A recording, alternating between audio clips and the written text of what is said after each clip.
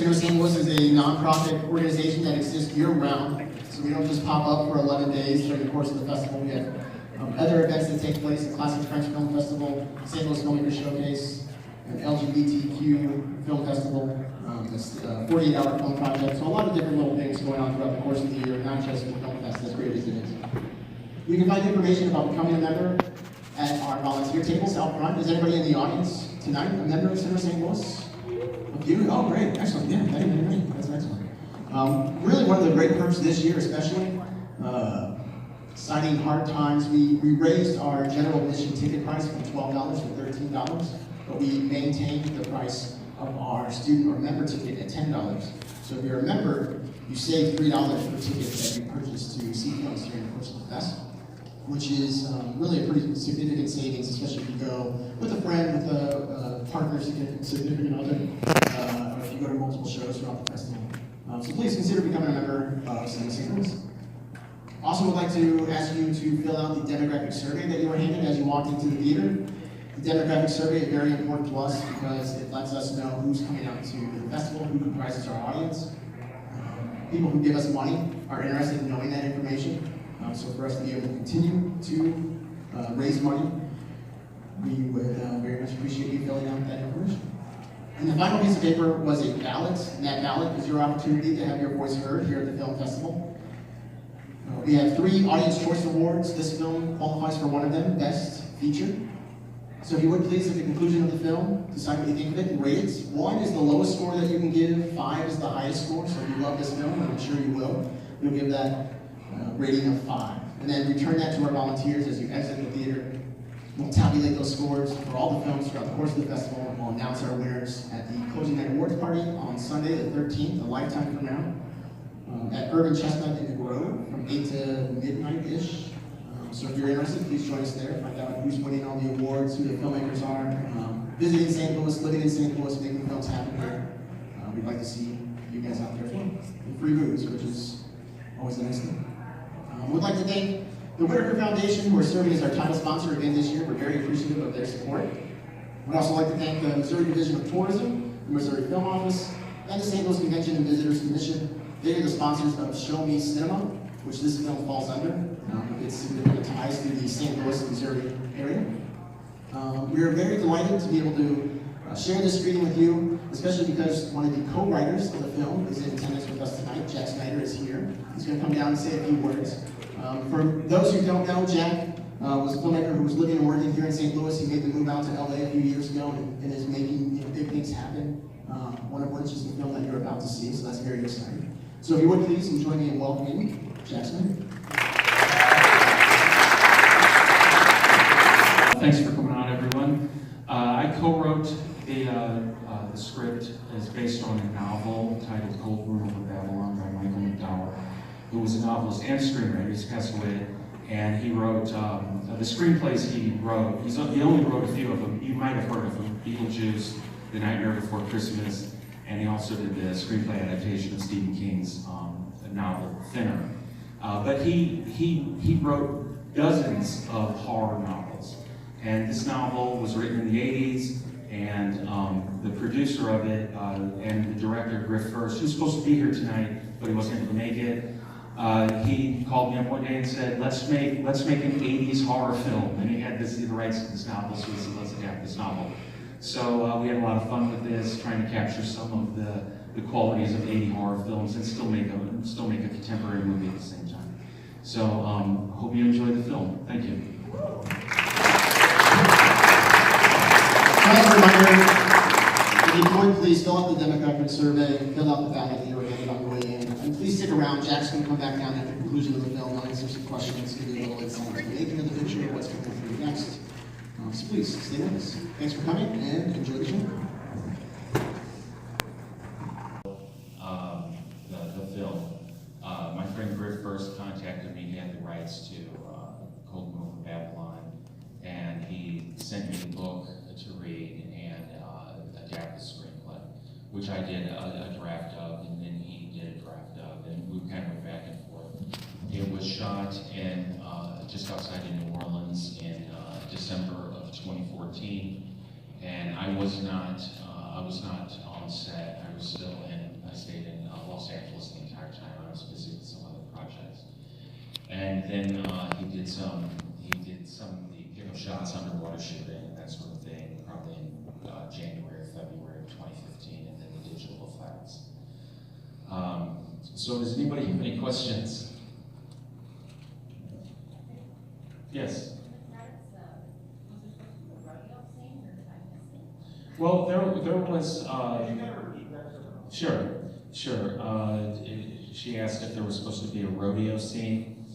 Like all films, there is more footage that is shot and other scenes that are shot that don't end up in the film. It would be on the deleted scenes. The novel, like all novels, adapting a novel into a screenplay is like pouring 4 gallons of water into a 1-gallon jug. So there's always things you have to cut out. There's characters that were combined, and you know, you're changing the way the story is presented by doing it as a film versus a novel. In the novel, it was without a doubt a supernatural thing happening. Supernatural events were very clear in the novel. They were supernatural. Griff and I had made the decision when we were writing the script is to suggest that it could all just simply be in Nathan Redfield's head, that maybe nothing is going on. And then at the very end, of course, you have the ear in the hand. There's also some other things that occur throughout the film that suggest it could be supernatural. But even at the very end, you never know, because nobody's there to witness it happen. It's just the dead people in the trunk. And as a matter of fact, the actor who played Nathan Redfield, Josh Stewart, he treated it like in his own mind as he was acting, performing that role. He treated it completely as though it was all in his mind and not real. There is a scene in the garage where he gets back from the cemetery and he pulls into the garage. And as he's walking out, he looks into the back of his Scout. And it's really subtle, but he stops and looks into the back of his Scout and then walks away. And because as an actor, in his mind, and he explained this to the director, they talked about it. Like I said, I wasn't there, but I'm in communication with key people, and so I kind of know what's going on. He explained the reason he did that was because in his mind, he really dug up the bodies from the cemetery and put them in the back of the Scout. So that's how he did his entire performance, as though he's losing his mind, and everything he's experiencing and you're seeing is all happening in his mind. Because of course the deputy and the sheriff and the deputy show up and said, somebody dug up these graves and broke up the casket, spewed it all over the graveyard. Well, you, the viewer, see something else, but that's what they describe happened.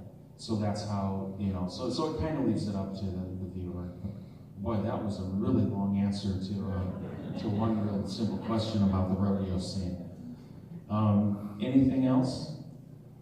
Go on, throw me a question. You over there. So, when Warren is at the house and he's talking to the sheriff and he looks up the window and something creeps him out in his way, what was it that he saw?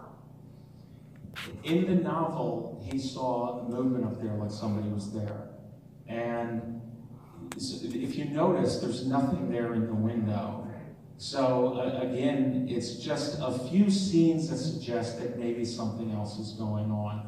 The novel made it very clear, but it was purposely meant to be ambivalent.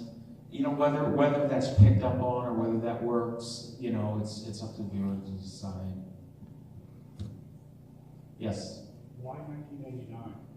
Well, the novel was written in 1980, and it takes place in actually 79, but it's a relatively low-budget film. And I mean, it still costs several $1 million, but by movie-making standards, it's still pretty low budget.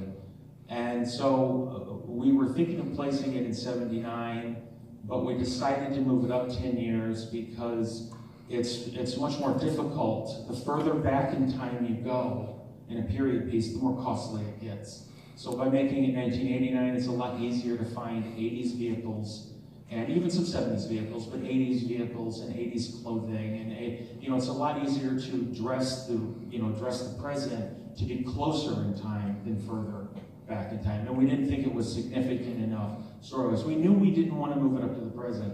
There was talk of moving it all the way up to the present, but we didn't want to involve cell phones and computers and the technology screws up so many movies. That you go, oh, they can do this. Oh, but they could just call on the cell phone and they can call for help. And so it's like we needed to move it far enough back so that they didn't have modern technology. Next question. I'll ask one. You ask me a question. I'm not sure these people know who the hell you are. So tell them about the films you made here. Oh. Image it, and you know that one of our Okay. What did you do when you were here? All right. I made 2 films. I wrote and directed 2 films. The first one's titled Ghost Image, a supernatural thriller. We shot it in 2006 and it showed here at the St. Louis International Film Festival in 2007. And that film was picked up by 20th Century Fox and was on Showtime, the Showtime Network, and the Movie Channel. Actually over 250 times, I'm proud to say. So much that even I got sick of watching it. And then in 2011, I made a film titled Fatal Call, but my title for the film is actually Call Me on Tuesday, but my distributor changed it, and that film was picked up by Warner Brothers, and that's a crime drama. The first one's supernatural thriller, the second one is a crime drama.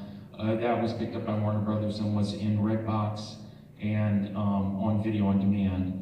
And so then after I got married in 2013, and my wife isn't here. She's still in Los Angeles, so we got married, and then we moved to Los Angeles, and I've been mostly doing screenwriting. Most of it has been work for hire jobs. People come to me with either ideas they have or book adaptations, and I do that. But I'm going to make another movie someday, and it might be sooner than later. Hopefully sooner than later. Did that answer your question, Chris? I'm satisfied, thank you. Okay. Yes, the bald guy right there, my friend Jeff. That's why I'm saying that. No, not you. You're not bald. My friend Jeff there. Yes. Jack, what input or influence did you have on the screenplay? Well, the very first thing I do is I try to, so the novels are very internalized, and screenplays are visual. I teach screenwriting class, and I always explain this: plays are dialogue-driven, movies are visually driven, and dialogues are internalized. So you have to take that kind of internalized storytelling, because we can get in the characters' heads, and you can't really do that as effectively in a movie. So you have to translate that over. But first and foremost, what I have to do is I have to figure out how to force the novel into a 3-act structure. And this was a challenge, and this was a major challenge, because when Griff contacted me and I read the book, I said, the protagonists are completely dead midway through the movie. The whole focus goes on to a different character. And he's like, yeah, isn't that something? And I'm like, yeah, it is something. It's going to be hard to do. So, and we realized that is not standard storytelling, and that brings in elements that you don't. Hitchcock did it with Psycho. The person you think is the protagonist gets killed 30 minutes into it, and so it's been done before. So we had that too. Plus he wanted to make it kind of an 80s film. So there's some things that happen in the film that wouldn't happen, and like the car stops and he gets out and says, "Who are he's calling the guy behind the bush," and that was actually in the novel. And I said, that's very 80 films like. So there's these elements, and he wanted to keep that in there. And we had a lot of fun writing the script. Yes. Is there anything that you can talk about that you have coming up? Time movie thriller that I'm supposed to direct, and I was given a week to write the script, so that was always fun. And so I finished that script, at least the first draft, just a few weeks, October 22nd. I remember that day because I was very happy when I sent that off. And so I'm supposed to direct that possibly in January or February. And that'll probably be shot in Georgia. That's where everybody's going out to shoot movies. It used to be in Louisiana where this film was shot, but the tax credits, you know, it's a big tax credit thing. Film tax credits. Louisiana quit their tax credits. Everything's being shot in Georgia now. Does that answer your question? All right. Any other questions? Yeah, thank you for visiting us, and we're so glad to have you back. And this is only day 2, 9 more days of great stuff.